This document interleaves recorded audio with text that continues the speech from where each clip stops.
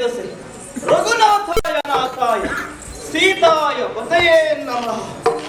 ಸೀತಾನ್ವೇಷಣೆಯ ಕಾರ್ಯವನ್ನು ರಾಜನಾದಂತಹ ಸುಗ್ರೀವ ವಹಿಸಿಕೊಂಡು ನಮಗೆಲ್ಲರಿಗೂ ಕಟ್ಟಾಜ್ಞೆಯನ್ನು ಮಾಡಿದ್ದಾನೆ.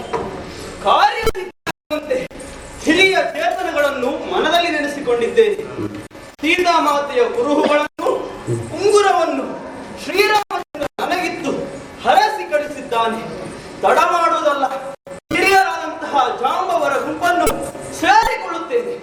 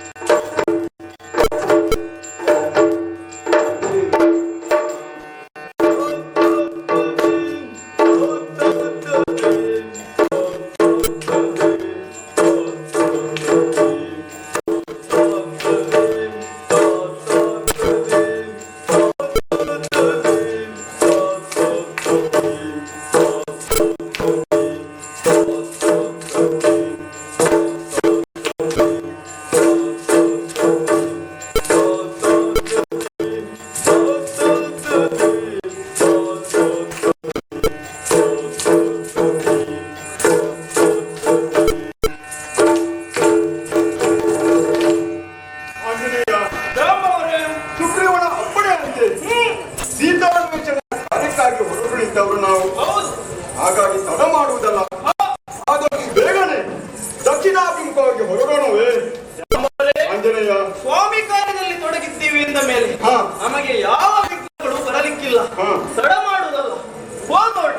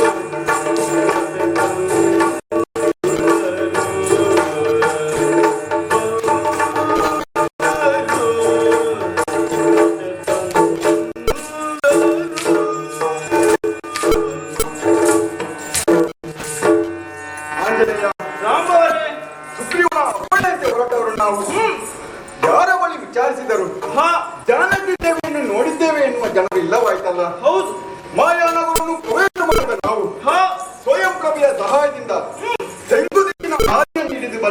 ಸ್ಥಳ ಹ, ಕಣ್ವ ಋಷಿಗಳ ಆಶ್ರಮವಲ್ಲವೇ ಜಾಂಬವರೇ, ಆಂಜನೇಯ? ಕಣ್ವರೆಂದರೆ ಬ್ರಹ್ಮಜ್ಞಾನಿಗಳು. ಹ. ಯೋಗ ಶಕ್ತಿಯಿಂದ ಹ. ದಿವ್ಯ ದೃಷ್ಟಿಯನ್ನೇ ಸಂಪಾದಿಸಿಕೊಂಡವರು. ಇದೇ ಮಾರ್ಗವನ್ನು ಹಿಡಿದು ಮುಂದೆ ಹೋದರೆ ಹ. ಸೀತಾ ಮಾತೆಯ ದರ್ಶನವಾಗುತ್ತದೆ ಎಂದು ಹೇಳಿದ್ದಾರೆ. ಹ. ಅಲ್ಲಿ ಕಾಣುತ್ತಿರುವಂತಹ ಗಿರಿಗಳನ್ನೆಲ್ಲ ದಾಟಿ ನಾವು ಹೋಗಬೇಕಲ್ಲವೇ? ಹೌದು. ತಡ ಮಾಡುವುದಲ್ಲ, ಹೋಗೋಣ. ಹಾಗೆ ಆಗಲಿ. ಮುಂದೆ ನಡೆದು ಮಲಯ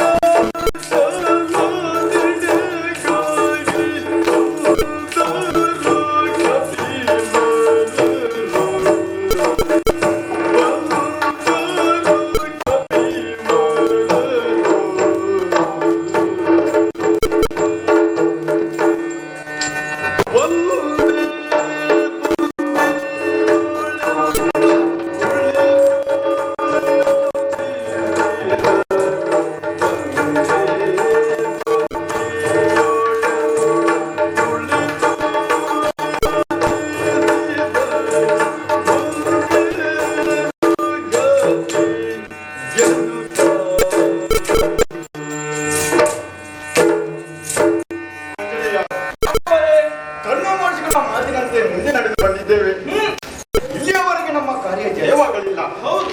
ಮುಂದೆ ಏನು ಮಾಡಬೇಕೆಂದು ಯೋಚಿಸಬೇಕಾಗಿದೆ. ಹ, ಸುಗ್ರೀವನ ಅಪ್ಪಣೆಯಂತೆ ತಿಂಗಳ ಅವಧಿಯ ಒಳಗಾಗಿ ಸೀತಾಮಾತೆಯ ಸಮಾಚಾರವನ್ನು ಸಾರದೆ ಮರಳಿದವನಿಗೆ ಪ್ರಾಣಾಂತಿಕ ಶಿಕ್ಷೆಯನ್ನು ಕೊಡುತ್ತೇನೆಂದು ಮೊದಲೇ ಹೇಳಿದ್ದಾನೆ. ಹೌದು. ಅವನ ಹಾಗೆ ಮಾಡಿ ಬಿಡುವವನಲ್ಲ. ಹಾಗಾಗಿ ಮುಂದೆ ಏನು ಮಾಡಬೇಕೆಂದು ತೋಚುತ್ತಿಲ್ಲ. ಜಾಂಬವರೇ, ಆಂಜನೇಯ, ಹಿರಿಯ ಚೇತನರಾದಂತಹ ನೀವೇ ಹೀಗೆ ಹೇಳಿದರೆ ನಾವಿನ್ನು ಏನು ಹೇಳಬೇಕು?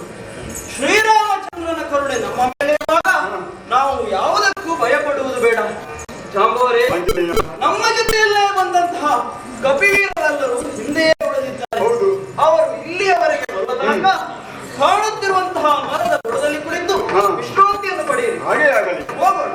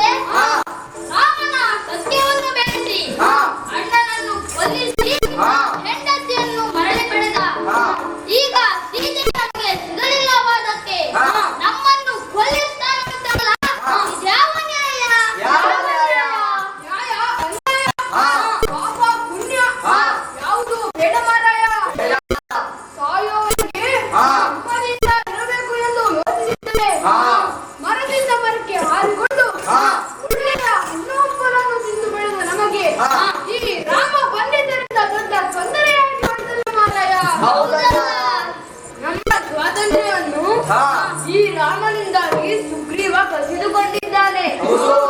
ವಾಲಿ ಜೀವಂತವಾಗಿರುವಾಗ ಸುಗ್ರೀವನಿಗೆ ನೆಲೆ ಇರಲಿಲ್ಲ.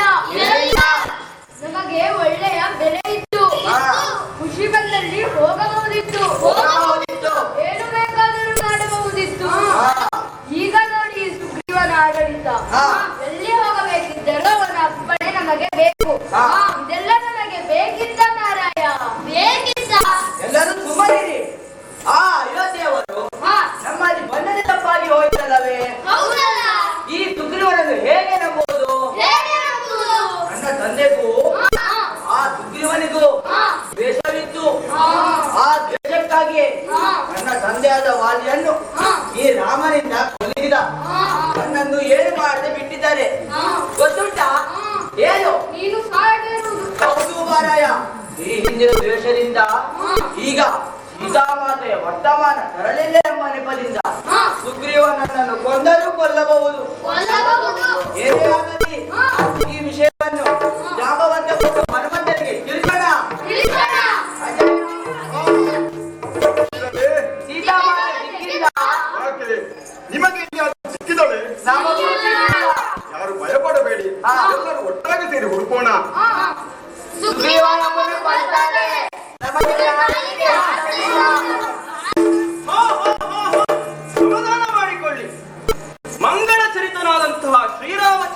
ಕಾರ್ಯದಲ್ಲಿ ತೊಡಗಿದ್ದ ನಾವು ಕಾರ್ಯೋನ್ಮುಖರಾಗದೆ ಹಿಂದೆ ಬಂದಿದ್ದೀವಿ ಎಂಬ ಕಾರಣಕ್ಕೆ ಆತ ನಮ್ಮನ್ನು ಕೊಲ್ಲಿಸಲು ಮುಂದಾಗುವುದಿಲ್ಲ.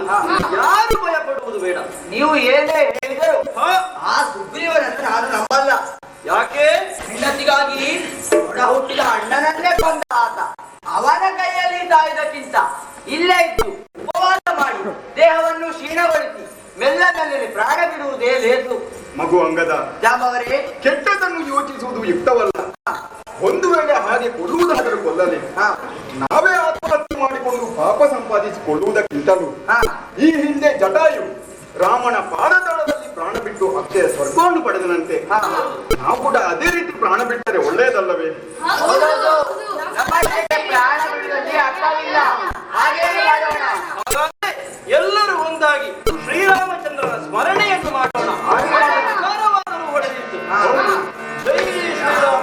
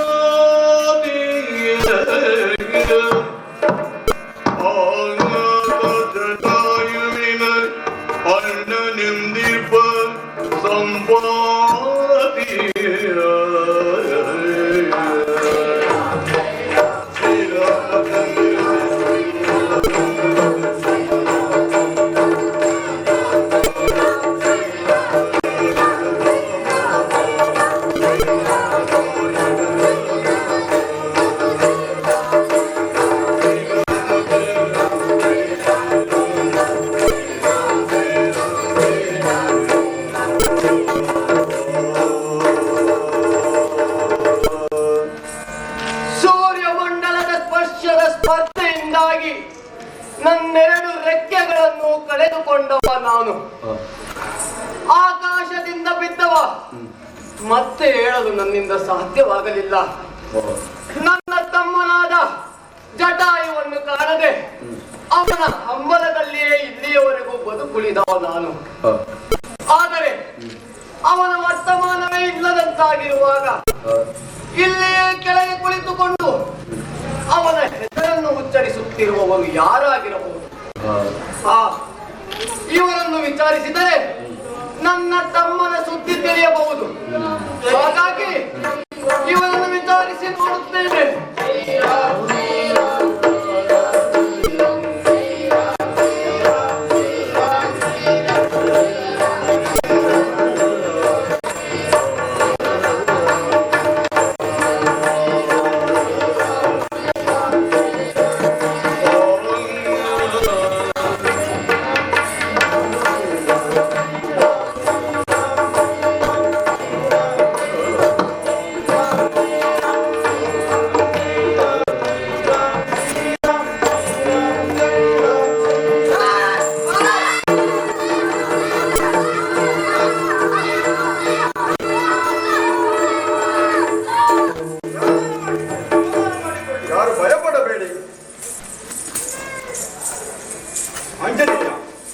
ಇವನನ್ನು ನೋಡಿದರೆ ಇವ ಪಕ್ಷಿ ಎಂಬುದು ಗೊತ್ತಾಗುತ್ತದೆ. ಹೌದು, ಇವನಿಂದ ನಮಗೆ ಸೀತೆಯ ಕುರುಡು ಸಿಕ್ಕಿದರೂ ಸಿಗಬಹುದಲ್ಲವೇ? ಯಾರು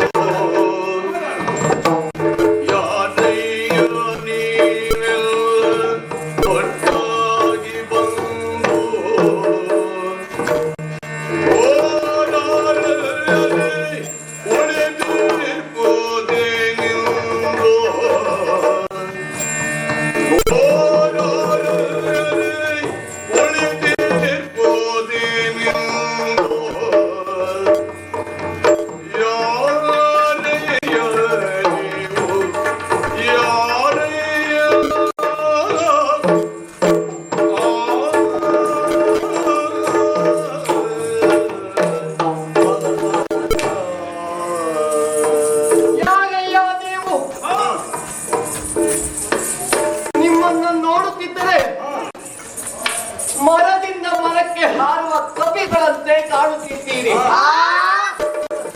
ಸಿಟ್ಟಾಗಬೇಡಿ ವಾನರ ವೀರರೇ, ಎಲ್ಲರೂ ಒಟ್ಟಾಗಿ ಸೇರಿ ರಾಮ ಎಂಬುವನ ಬಗ್ಗೆ ಮಾತಾಡಿಕೊಳ್ಳುತ್ತಿದ್ದೀರಲ್ಲ.